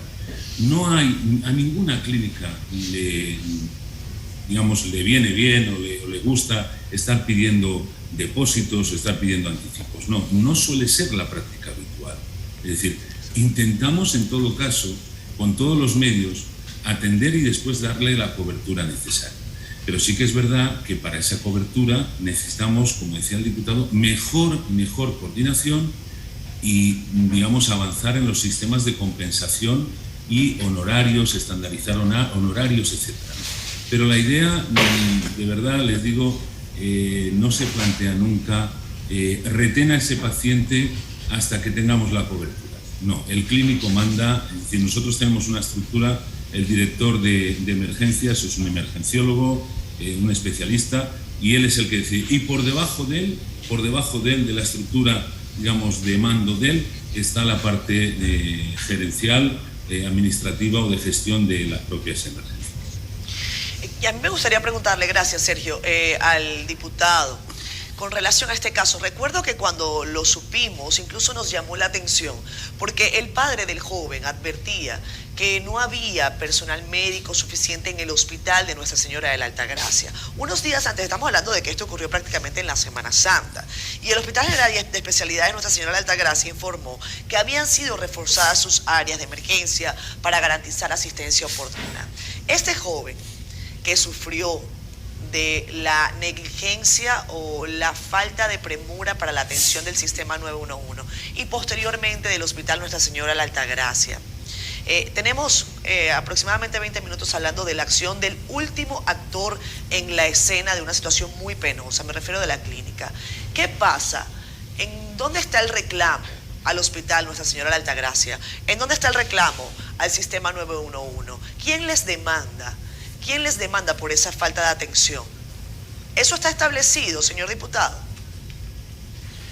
Claramente, Catherine. O sea, la modificación más reciente que se le hizo a la ley 87-01, que es la ley 1320, establece y le da personalidad jurídica, y le da presupuesto a la vida para que haga sus papeles. O sea, ahí tiene que entrar la parte jurídica. Yo le pregunto a usted, está establecido ya le pregunto, de diputado. la ley 1320.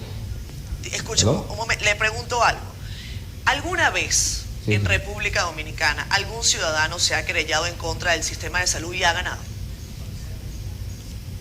Bueno, no me refiero en contra de la, algún hospital que no le brindó la atención en contra del sistema 911. ¿Eso ha ocurrido? Sí, no ha ganado.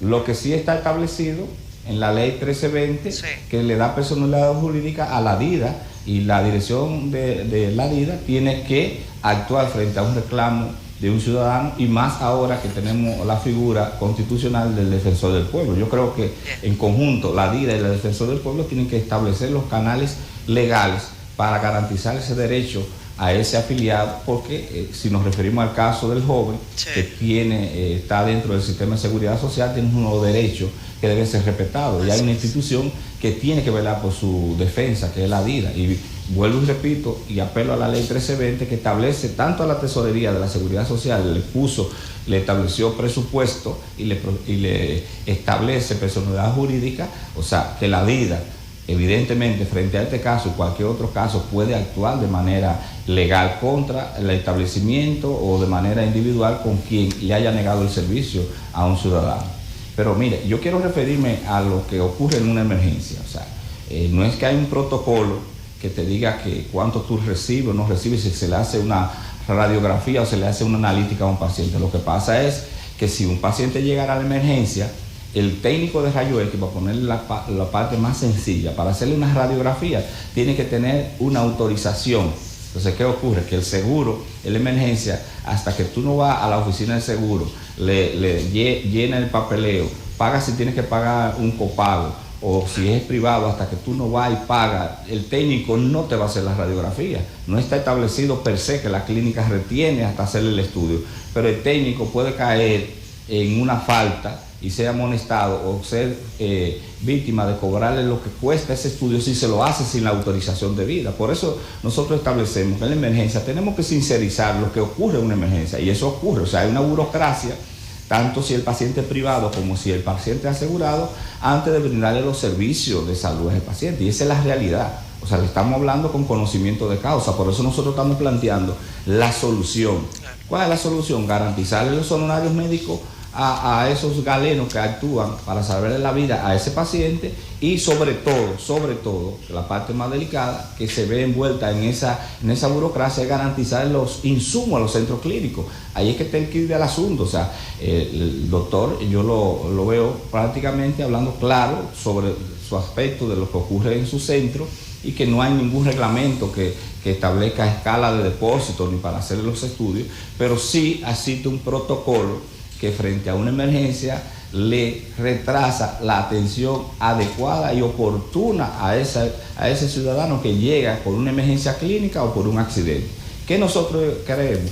Que debe regularse, que un paciente que llegue con una emergencia, un accidente, no pueda pedírsele ninguna acreditación que no sea su nombre y su cédula para darle los servicios, hacer los estudios de laboratorio, las analíticas, las radiografías, la sonografía, canalizarlo, todo lo que requiere, sin pedirle más que la cédula, y que después que ese paciente esté estable, entonces pase la parte burocrática de saber si tiene seguro, quién lo va a pagar, todo eso, o ver a qué centro público se podrá trasladar, pero que sea reglamentado a través de los mecanismos que establece la parte legislativa del Sistema Nacional de Seguridad Social, como la Ley General de Salud, que tiene un reglamento de acreditación de los centros de salud. O sea que vía ley reglamento también las clínicas pueden ser reguladas de que se prohíba, cuando un paciente llegue en estado de emergencia, pedirle otro documento que no sea su cédula y prestar todas las atenciones y volar toda la burocracia para que si un técnico tiene que hacerle una radiografía tenga que tener una autorización. Si hay que sacarle sangre para hacerle la analítica, la bioanalista no le va a sangrar si no tiene la autorización, porque corre riesgo de que ella tenga que ser sancionada por ese centro clínico privado, incluso hasta pagar las analíticas si el paciente sale de ahí sin pagarlas, si no se identifica quién va a pagar. Esa es la realidad. Por eso nosotros estamos planteando esa modificación, que el sistema de salud, el Ministerio de Salud, como rector de la salud del pueblo dominicano, establezca los mecanismos del lugar, que ese paciente durante 4 o 5 horas nadie le pida otro documento que no sea la cédula y las informaciones familiares en aras a sus antecedentes patológicos o familiares que tenga que ver con salvarle la vida. La conversación durante ese tiempo tiene que ser en base a salvarle la vida y la identificación del paciente, y luego investigar si tiene seguro o no tiene seguro, quién va a pagar. Yo creo que ahí estaría el key de lo que está ocurriendo en los centros privados. Bien, queda claro entonces que lo que se ha cometido en cada una de esas denuncias ha sido un procedimiento irregular, de acuerdo con lo que ambos han dicho, que nosotros sabemos, pero siempre necesitamos que lo digan los profesionales. Gracias al diputado Agustín Burgos, de la Comisión Permanente de Seguridad Social de la Cámara de Diputados, que ha estado con nosotros desde nuestros estudios de CDN en Santiago, y al licenciado Sergio Blasco, gerente general del Hospital Metropolitano de Santiago, Homos, quien gentilmente ha aceptado conversar con nosotros tempranito en la mañana. Gracias a los dos. Muchísimas gracias. Gracias y muy amable. Nos vamos a la pausa, ya regresamos. Amigos, qué bueno que siguen con nosotros. Esto es Despierta con CDN. Son las 8:37 minutos de la mañana. En esta parte del programa tenemos el gusto de conversar con el doctor Gastón Gavín. Él es director general del Centro Médico de Diabetes, Obesidad y Especialidades, conocido como CEMDOE, un modernísimo centro que está acá en la ciudad capital. Mucha gente no ha tenido la oportunidad todavía de verlo. Gastón, buenos días, gracias por estar con nosotros. Muy buenos días, para mí es un placer estar con ustedes y compartir este momento. Digo lo del que es un modernísimo centro, muy nuevo. Yo sé que ustedes tienen quizás un año y un poco más, no tengo el dato específico, pero tienen la atención específicamente allí en la diabetes, y eso es un dolor de cabeza para los dominicanos, donde hay algunas cifras que hablan del 70% de la población dominicana con sobrepeso. Esto definitivamente vale la pena que le prestemos atención, y ustedes al parecer lo han entendido.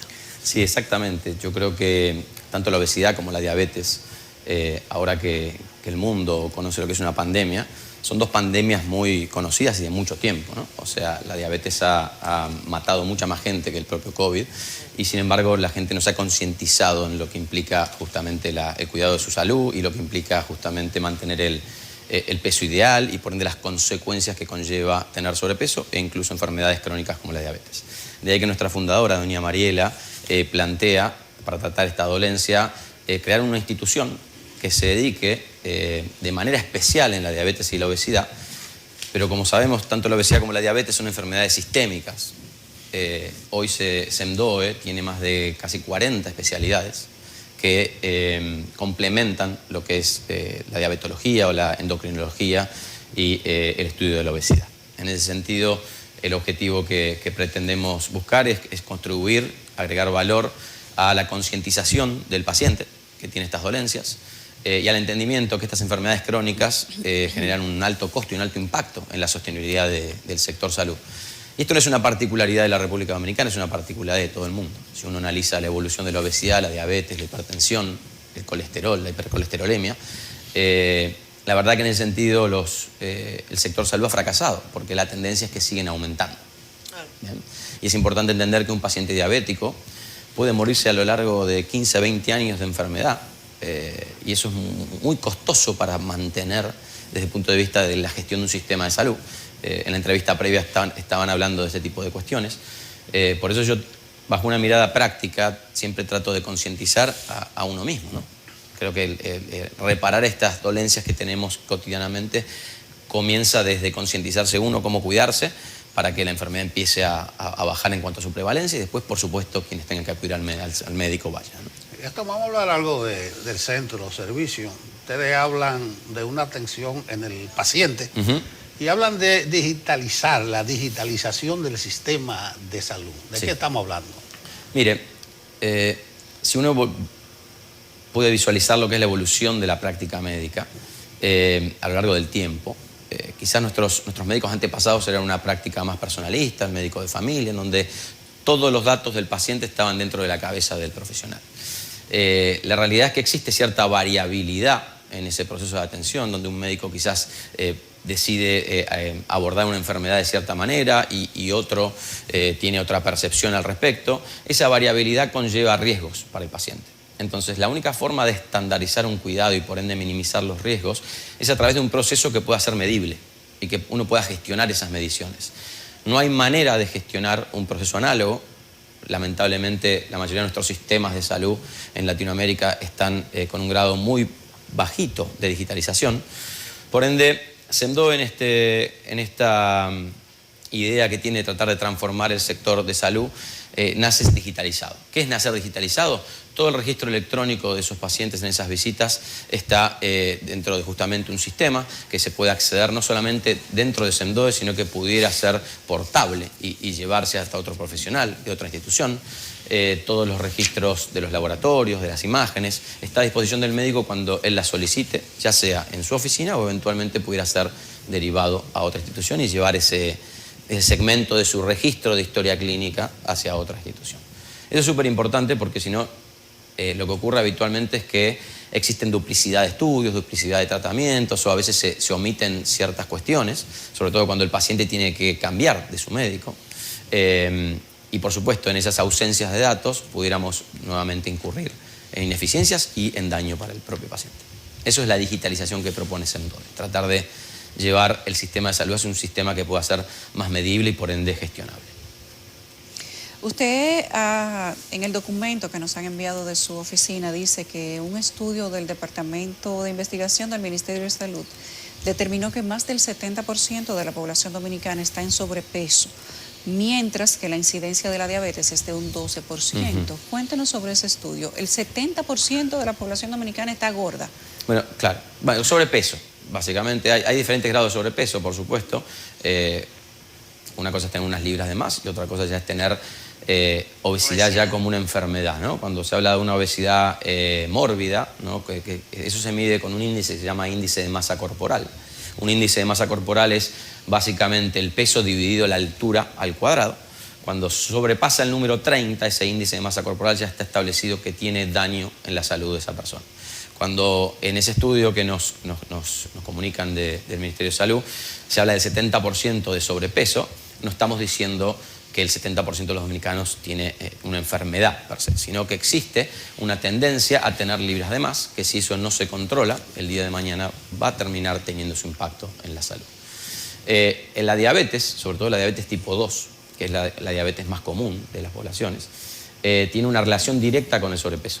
Eso es cómo funciona la fisiología de la diabetes. Básicamente, la obesidad genera que la insulina, que es la hormona que se encarga de regular el azúcar en la sangre, tenga dificultad de actuar. Entonces, con ese incremento de grasa corporal, se termina rompiendo el órgano que genera la insulina y por ende generando los cuadros de diabetes. Entonces, Para poder tratar la diabetes no hay simplemente que tratar a los pacientes que ya tienen diabetes, sino que hay que tratar de evitar que los nuevos pacientes que tienen sobrepeso lleguen a esa etapa y por ende que sea un tsunami de este tipo de pacientes que sea incontenible. Y ahí es la importancia de ese dato. No es para preocuparse que todo el mundo está enfermo, sino para decir deberíamos tener concientización de dónde estamos hoy. Gastón, cuando hablas de digitalización del sistema de salud, ¿esta es una estrategia que ustedes tienen reservada para su centro o buscan que todo el sistema de salud de la República Dominicana esté integrado? Hay una pregunta que se me ocurre y es que, bueno, en manejo de datos hay un tema de privacidad, hay un tema de que los gobiernos normalmente son los que guardan ese secreto de las personas porque, bueno, puede ser vulnerable ante distintos tipos de acción. ¿De qué se trata y cómo ustedes lo están perfilando? Bueno, es súper importante la pregunta porque la realidad es que SEMDOE forma parte de lo que nosotros llamamos un ecosistema de salud. Hoy yo estoy liderando un conjunto que son 6 instituciones que tienen se tiene una correlación entre sí, pero no están directamente abocadas a la misma tarea. SEMDOE es un centro médico, otra de las instituciones que tenemos es una empresa que genera desarrollo de software y digitalización, y por ende lo que sería el ecosistema que se llama Integra tiene un objetivo común que es transformar el sistema de salud. Parte de esa transformación del sistema de salud se tiene que basar en 3 grandes cimientos. Uno de los cimientos es digitalización, el otro cimiento es la educación y el otro cimiento es el cambio en el modelo de pago, que creo que estuvieron hablando anteriormente. Hoy, en cómo estamos, si uno tiene que hacer una visión muy rápida de dónde están las 3 situaciones, es un sistema muy poco digitalizado a nivel mundial, no solamente en Dominicana. La educación está siendo compleja, primero porque no se están adaptando y adecuando la formación de nuevos profesionales de la salud a las nuevas tecnologías y por ende estamos generando profesionales obsoletos y tardamos mucho en generarlos. Y tercero, el modelo de pago. Hoy el modelo de los sistemas de salud más común es el modelo fee for service. Fee for service es pagar por un servicio prestado, independientemente si le agrega valor o no al paciente que lo necesite. Bueno, ya hay varios países que están migrando a un modelo que se llama pago por valor. En ese pago por valor, uno tiene que demostrar que cualquier prestación que se le da a ese paciente sea pertinente y le genere el impacto positivo que se busca. Para poder medir todo eso, justamente uno necesita datos y necesita información. Respecto a la pregunta de cuál es nuestra estrategia es tratar de ayudar a digitalizar todo el sector salud. La segunda pregunta que va correlacionada a esa es ¿quién es dueño de los datos? La realidad es que el dueño del dato es el paciente. O sea, son mis datos. Sí. En ese sentido, cualquier sistema que proponga digitalizar una institución de salud tiene que entender que es un resguardo de una información súper privada de un paciente, que la disposición y utilización de esos datos lo tiene ese paciente. Mismo el propio centro de salud no tiene libre disponibilidad para poder hacer con esos datos lo que quiera. Hay una información que nuestra área de tecnología nos pasa, que el sector salud es uno de los sectores que más intentan hackear, aunque no lo crean. O sea, es un sector bastante invadido por la información y por todos esos datos, lo que puede llegar a generar a la hora de tomar ciertas acciones no tan correctas. Entonces, nosotros hemos venido hablando con otras instituciones de salud, hemos hablado con instituciones públicas, con el mismo gobierno, tratando de aportar a una mesa de diálogo para poder lograr esa digitalización, para que suceda. Incluso estamos hablando de un repositorio nacional único, en donde el gobierno, por supuesto, es el principal cuidador de toda esa información, pero quienes transaccionen en ese repositorio único no tengan la disponibilidad de conocer de quién viene esa información. A mí no me interesa saber de esos 70% de dominicanos con sobrepeso qué nombre y apellido tienen. A mí me interesa la tendencia para poder cambiarla. Si ya quiero buscar otro tipo de información, estaría buscando otro objetivo. Sí, se nos acabó el tiempo. Los famosos 30 segundos de televisión, el coronavirus y la diabetes. Los últimos datos decían que más del 60% diabetes o hipertensión. ¿Ustedes sacan alguna experiencia de eso? Bueno, mire, yo le voy a dar un dato subjetivo de mi vivencia médica con el coronavirus, la obesidad y la diabetes en el Hospital Austral, que es de donde yo vengo.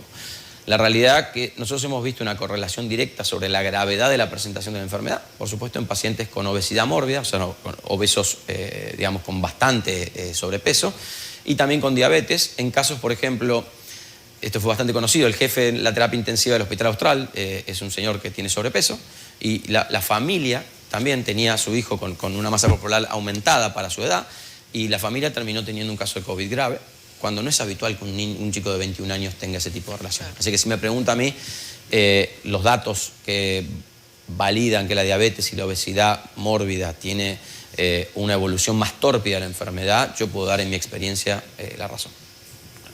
Muchísimas gracias a Gastón Gavín, doctor, por habernos acompañado, director del CEMDOE o CEO del Centro Médico de Diabetes, Obesidad y Especialidades. Muchísimas gracias por estar con nosotros en esta mañana. Un placer, gracias a ustedes. Qué tema el que nos trae Diego Sosa, nuestro analista financiero. Yo una vez pensé en corrupción, pensé en delincuencia. ¿Cómo aprovechar el dinero de otros? Oye, eso. Adiós, robándoselo. No, claro que no. No, ¿qué es lo que tú quieres decir? ¿Cómo aprovecho yo el dinero de otro? Díganos, Diego. Buenos días y buenas tardes.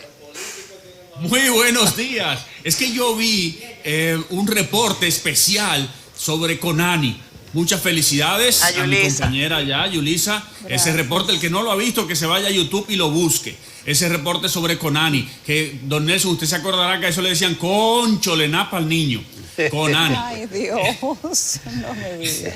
Y eso fue lo que hicieron esa gente, pero eso no es utilizar el dinero de otros, eso es robarse el dinero. Claro. Yo me estoy refiriendo a tomar prestado, a conseguir dinero para acumular con el de nosotros y eso invertirlo bien y sacarle más dinero. Por ejemplo, haciendo negocios, por ejemplo, comprando una vivienda y alquilándola. Ese tipo de cosas, y comprando una vivienda y viviendo yo mismo, que dejo de pagar el alquiler y comienzo a pagar una cuota. Es buscar dinero prestado para acelerar el crecimiento de mi patrimonio, pero para eso hay que saber bien cómo buscarlo, qué buscar. Las tasas de intereses. ¿Qué tengo que saber de tasas de intereses? ¿Cómo están las tasas en el momento? ¿Quién me da una mejor tasa para qué tipo de préstamo? ¿Cuál vigencia debo tomar? ¿Para un negocio debo tomar un préstamo a un año o tomar un préstamo revolvente? ¿Qué debo hacer yo con eso, con toda esa información para sacarle el mayor de los provechos? No es lo mismo un negocio que va a necesitar dinero para capital de trabajo, en el sentido de que va a comprar con eso materia prima, la va a convertir o va a comprar cosas que va a vender, o si es un negocio que lo que va a hacer es una ampliación y va a tener un retorno de ese dinero mucho más lento. O si voy a comprar una casa para mí es una vigencia y si voy a comprar una casa para alquilar es otra vigencia. ¿Qué tiempo debe estar mi tasa fija? Debe ser fija a 5 años, a 10 años, a 20 años. Todo eso es importantísimo y no tenemos el tiempo aquí para poder desarrollarlo porque ustedes necesitan demasiado tiempo con todas esas entrevistas interesantes que tienen siempre. Y para eso yo les digo, tengo mañana en la noche un webinar que pueden estar presentes, no tiene costo. La gente de FP Popular lo prepara una vez al mes, con temas diferentes. Váyanse a mis redes, Diego Sosa, y se pueden inscribir de manera gratuita. Voy a estar dando detalles sobre todo esto de cómo utilizar el dinero de otros para hacer crecer el mundo. Diego Sosa en las redes. Además les aviso que ya la próxima semana estaré por República Dominicana. Yo creo que el lunes no hay programa porque es el día de trabajar, ¿verdad? Oye, eso. Sí. Oye, Diego, antes de irte, ¿qué es lo que es un préstamo revolvente? Un préstamo revolvente son esas líneas de crédito, o sea, ese préstamo de que cuando yo lo tomo y pago una parte se me habilita otra vez. O sea, yo como la tarjeta de crédito, yo tengo un crédito, vamos a decir, por 10,000 pesos y tomé 5,000, cuando lo pagué volvió a ser de 10,000. Mientras voy tomando va quedando menos y así yo voy a sumar de nuevo. Por eso le puse ese nombrecito ahí para que todo el mundo esté interesado en aprender cada vez más de utilizar el dinero de otros para hacer crecer el mío. Muy bien, gracias Diego Sosa. Veremos cuál es tu situación para el próximo lunes, que es feriado. El lunes es feriado, el lunes yo voy a estar trabajando para mí, así que nos vemos el siguiente lunes de arriba, ya que ustedes van a estar de fiesta el próximo lunes. En vivo y directo, el siguiente lunes de arriba. Sí, señor. Por aquí nos vemos, Diego. Te esperamos aquí, Diego. Allá nos vemos. Contrataciones, aquel que quiera contratarme para todo lo que son asesorías y además cursos, todavía hay información, todavía hay lugar, así que diego@diegososa.info, me escriben, y en las redes Diego Sosa. Gracias, Diego. Nos vemos el lunes de arriba. Gracias, Diego. En 2 semanas. Son las 9:01, casi nosotros estamos en sobregiro. Estamos sobregirados, pero Dentro de pocos segundos, ya no minutos, vamos a hacer un contacto con Santiago para presentar una panorámica de cómo va el llamado a huelga. Y además tenemos unas imágenes exclusivas del acompañante de la persona que resultó con un tiro en la cabeza en estas primeras horas de cuando se convocaba la huelga este fin de semana.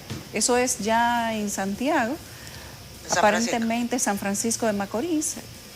La gente resguardando sus negocios, ya ustedes lo ven. Es Santiago. Sigue siendo Santiago, nos comentan. Hay quema de neumáticos. Sí, esas son las imágenes. debe ser la zona oeste de Santiago. Sí. Debe ser. No sé si tenemos ahora. Mira, la calle es simplemente un poco sucia, no se ve, bueno, todo está cerrado, esa es la realidad. A veces los comerciantes cierran, no necesariamente porque apoyan la huelga, sino porque nadie quiere una piedra en su negocio, un cristal roto o un disparo hacia adentro. Y hay zonas de Santiago, San Francisco de Macorís, Navarrete, Licey al Medio, donde cuando se habla de huelga, la gente siente temor y necesariamente entiende que lo primero que debe hacer es resguardarse. Esas son las imágenes en vivo en este momento de cómo continúan las movilizaciones en el Cibao por el llamado a huelga de este lunes. Como ustedes pueden ver, todos los negocios se mantienen cerrados. Esa es una zona comercial, estamos hablando de colmados, compraventas, tiendecitas, y todas tienen el portón hacia abajo. Y bueno, ahí ustedes ven resguardando su neverita de hielo para que no vaya a hacer cosas que le caigan a pedradas. Esas gomas parece que son de temprano en la mañana y ya han sido apagadas. No se ven policía ni contingentes militares en esa zona. Y también se ve que el camión de la basura tiene tiempo que no pasa por ahí. También. Eso también vale la pena. A lo mejor es uno de los reclamos de los comunitarios. Ahí está Deyanira López ya, nuestra querida compañera reportera desde Santiago, que nos cuenta más detalles. Deyanira, estás en vivo con nosotros, estoy Despierta con CDN, adelante. Hola, ¿qué tal? Muy buenos días, Deyanira López desde Santiago. Vamos a darle una especie de paneo de todo lo que ha ocurrido hasta este momento con este llamado a huelga por 24 horas que ha sido convocado por la coalición de grupos sociales, populares y feministas de las 14 provincias de la región del Cibao. Podemos decir que desde tempranas horas de la mañana se ha visto un escaso flujo de vehículos del transporte público circulando por las calles de esta ciudad de Santiago. Sí, de algún modo podemos decir que los vehículos privados, la gente continúa desplazándose, algunos hasta sus puestos de trabajo, los comercios que algunos decidieron abrir sus puertas y no acatar el llamado a esta jornada de paralización que reiteramos es por 24 horas. Debemos también puntualizar que se han registrado hechos vandálicos en localidades de Santiago Oeste. Desde horas de la noche de este pasado domingo se registraron una serie de situaciones en centros comerciales, en bancas, también en colmados. Actos vandálicos que han sido reprochados por los miembros de la comunidad por poner en peligro justamente la seguridad del entorno. Y ahora mismo conversábamos hace solo minutos con uno de los representantes de los grupos populares, le cuestionábamos sobre estos hechos y él planteaba que se tratan de hechos aislados, que nada tienen que ver con el objetivo de esta jornada de paralización, que es solicitar al gobierno de la República Dominicana, al gobierno del presidente Luis Abinader, una serie de necesidades, una serie de obras, de proyectos de infraestructura, también servicios básicos como agua potable, energía eléctrica, mejoras en el sistema de transporte público y otras.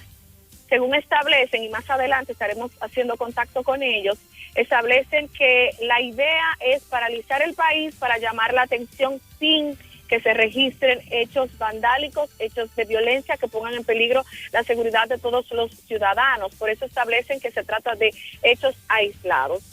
Vamos a destacar también que agentes de la Policía Nacional se mantienen haciendo guardia, haciendo custodia en las principales calles y en sectores de mayor riesgo de que puedan registrarse este tipo de hechos, como son los ciruelitos, también sectores de la parte norte, y reiteramos de Santiago Oeste, que es el lugar hasta donde en este momento tenemos el reporte de que se registraron este tipo de hechos a establecimientos comerciales.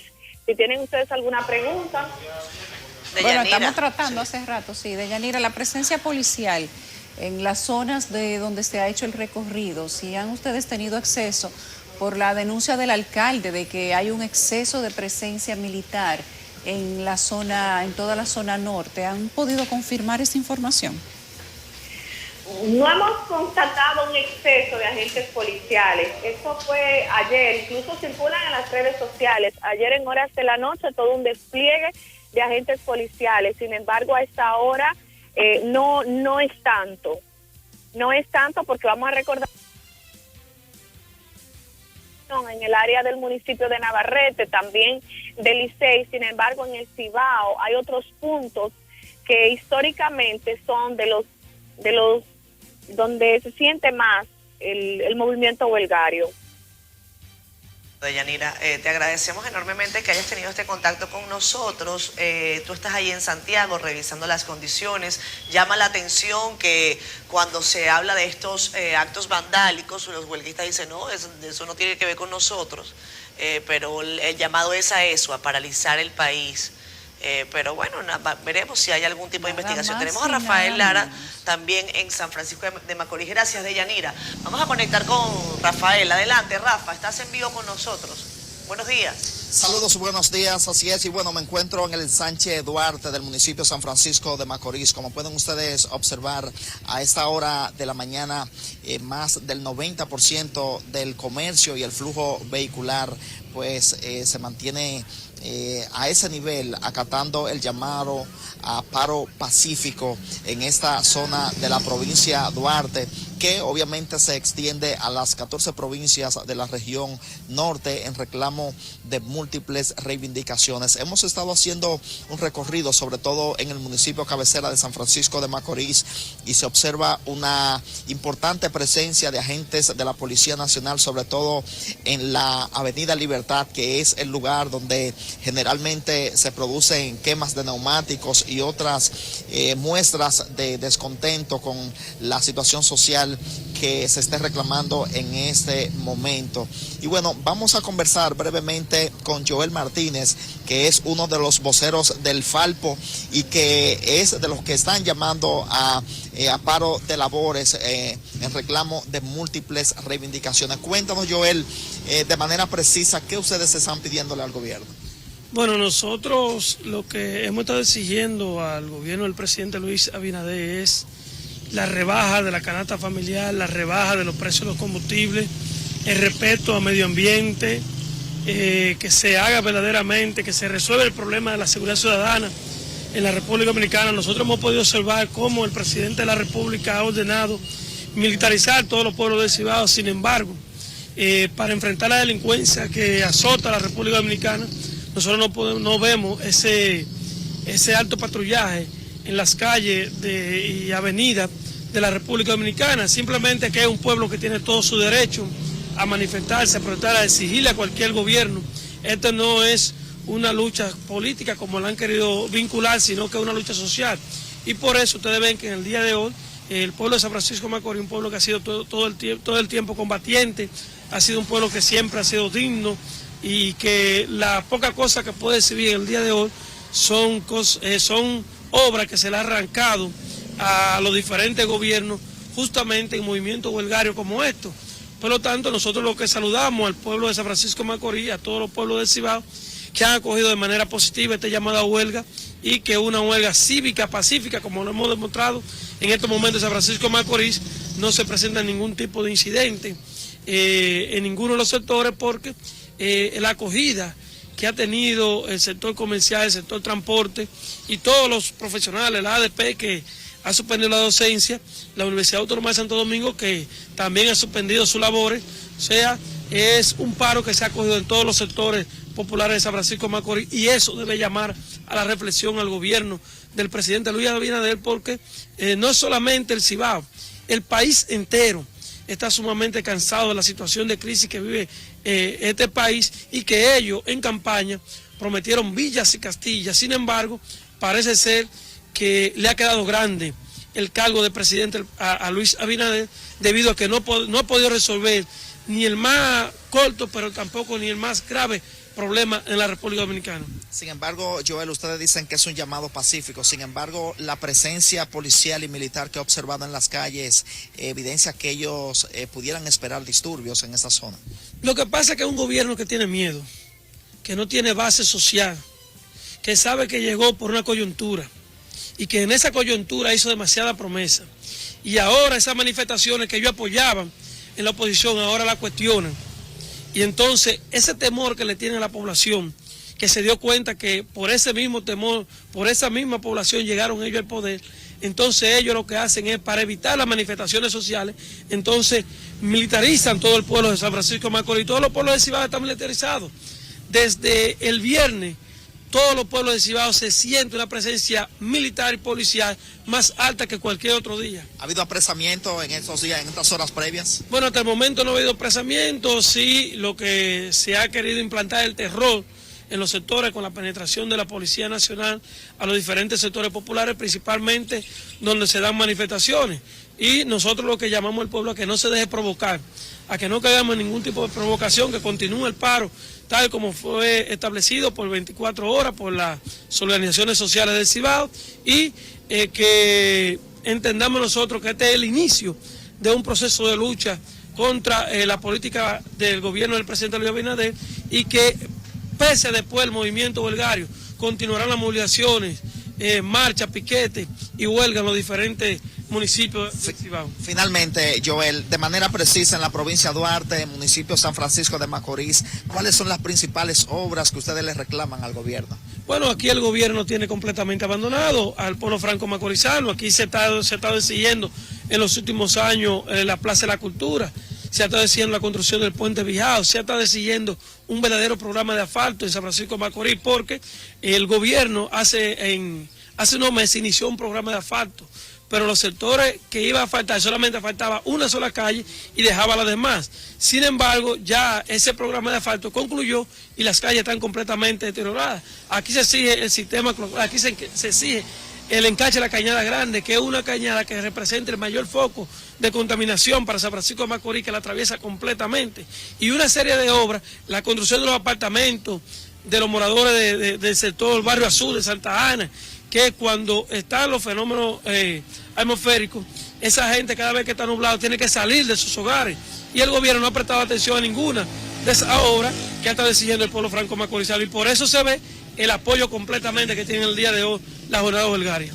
Bien, muchísimas gracias a Joel Martínez, vocero del Frente Amplio de Lucha Popular, que está pues patrocinando dentro de las organizaciones que están llamando a este paro de labores aquí en la zona de San Francisco de Macorís y en la región del Cibao. Nosotros vamos a continuar el recorrido, a conversar con las autoridades y con el pueblo llano para que nos digan de manera precisa por qué ciertamente apoyan este paro de labores que inició a las 6 de la mañana de este lunes en toda la región del Cibao. De momento es toda la información que les voy a ofrecer. Yo retorno contigo al estudio.